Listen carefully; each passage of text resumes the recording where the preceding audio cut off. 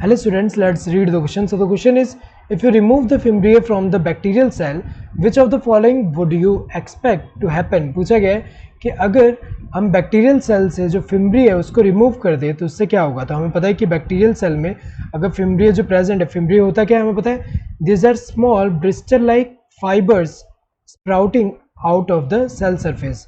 Cell surface से बाहर की तरफ ये जो स्मॉल ब्रिस्टल लाइक फाइबर्स हैं ये स्प्राउट आउट होते हैं सेल सरफेस से और ये किसमें हेल्प करते हैं, ये है क्या, this are small bristle like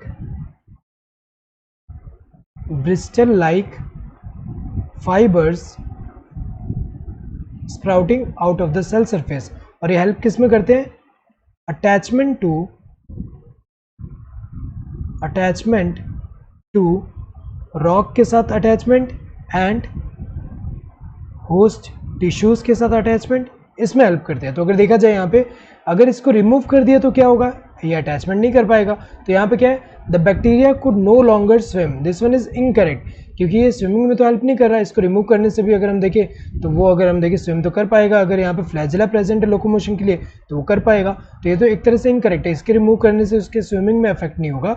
next, the bacteria would not adhere to the host tissue, this one is correct, ये करेक्ट है, क्योंकि ये अगर फिम्ब्रिया रिमूव कर देंगे तो ये रॉक से अटैच नहीं कर पाएगा, ना ही होस्ट टिश्यू से अटैच कर पा रहा है। तो अगर देखा जाए ये वाला जो है ये करेक्ट है, ये अफेक्ट होगा। Next, transportation of molecules across the membrane would stop, this one is incorrect, क्योंकि ट्रांसपोर्टेशन ऑफ मॉलिक्यूल में तो हेल्प नहीं कर रहा तो वो तो अफेक्ट नहीं हो रहा, this one is incorrect. The shape of the bacteria would change, this one is incorrect, क्योंकि ये सेल का जो यहाँ बैक्टीरियल सेल का जो शेप है उसको अफेक्ट नहीं, यहाँ पे उसमें इन्वॉल्व नहीं है।